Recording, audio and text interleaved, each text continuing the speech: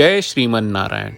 ए पर जे टिप्पणी हम करे जा रहल बा रामानुजदास श्रीमान गट्टू वेणुगोपाल स्वामी जी के द्वारा दिहल गयल बा। अध्याय 2 सांख्योग श्लोक 41। व्यवसायात्मिका बुद्धिः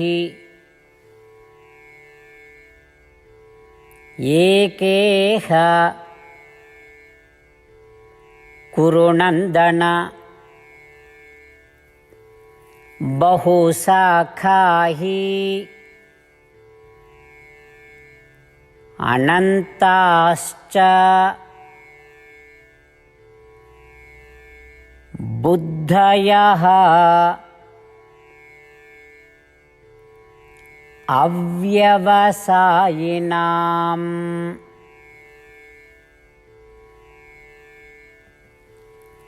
ओम।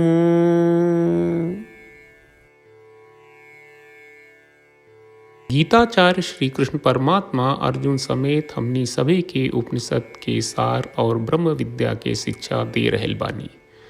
वो कह रहल बाड़न कि अर्जुन, कुछ लोग जो आपन काम ई ज्ञान से करेला कि हम शरीर से अलग बानी, ऊ लोग के शारीरिक सुख पे रुच ना होला, काहे कि ऊ लोग जानत बा कि शारीरिक सुख अस्थायी होला।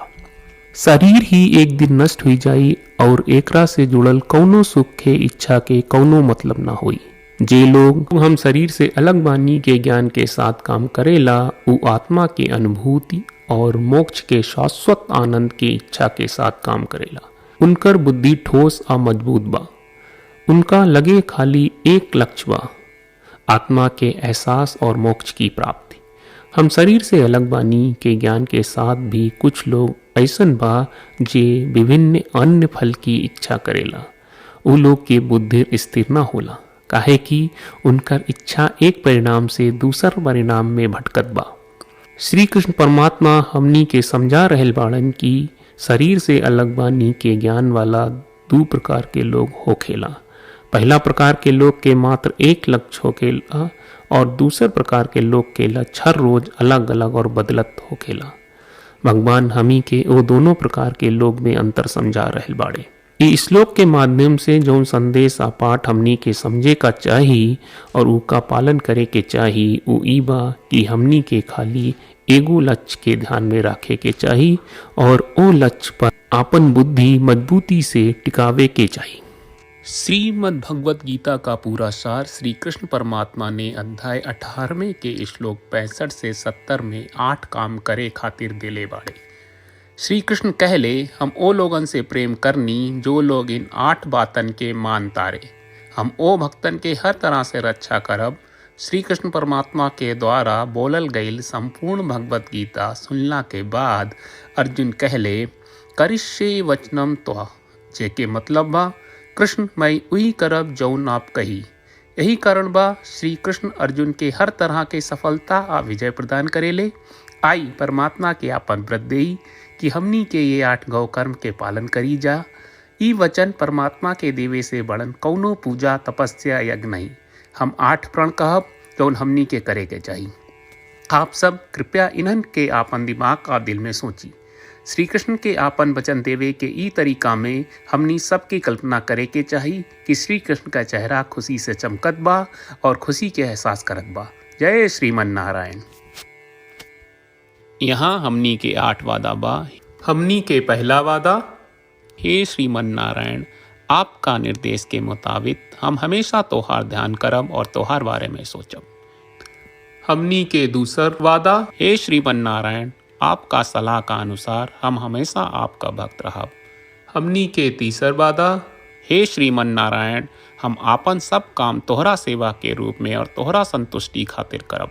हमनी के चौथा वादा, हे श्रीमन नारायण, जैस की आप माने के कहले रहलू, हमरा बहुत विश्वास बा कि हम आपके होई और हम हमेशा आपन दोनों हाथ जोड़ के आपके नमस्कार करब और आपकी पूजा करब। हमनी के पांचवा वादा, हे श्रीमन नारायण, हमरा के तोरा बात माम एकम शरणम ब्रज 1866 याद कहले, जहाँ आप हमरा के आपन का अर्पित करे का कहा। श्रीमन नारायण, मैं हमेशा तोहरे शरण में रहब। हमनी के छठवां वादा, हे श्रीमन नारायण, हमरा के तोहरा बात माँ सुचहा 1866 याद कहले कि आप हमनी के शोक ना करे का आश्वासन दे रहे बड़े, हम अब और शोक ना करब। हमनी के सातवां वादा, हे श्रीमन नारायण, आपने हमरा खातिर श्रीमद् भगवत गीता के वितरण करके हम सबके कृपा कहले और आशीर्वाद दहले बा। हम वादा करत बानी कि रोजाना कम से कम एक श्लोक पढ़ब या सुनब।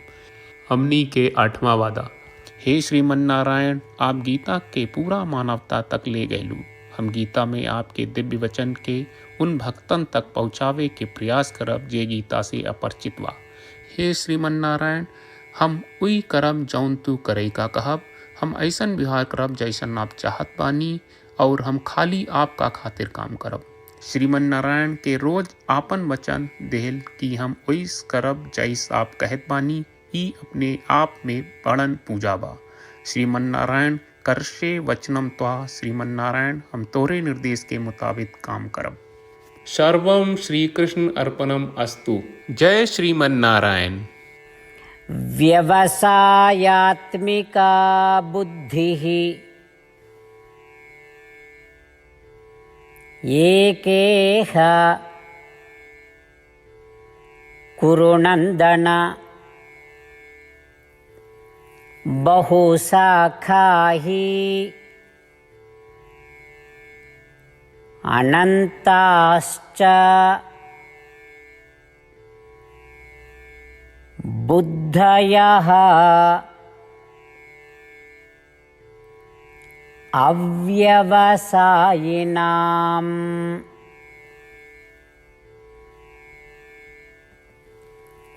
ॐ व्यवसायात्मिका बुद्धिः एकेह कुरु नन्दन बहुशाखा ह्यनन्ताश्च बुद्धयो व्यवसायिनाम्। ॐ श्रीमन्नारायण करिष्ये वचनं तव। सर्वं श्रीकृष्णार्पणमस्तु। जय श्रीमन्नारायण।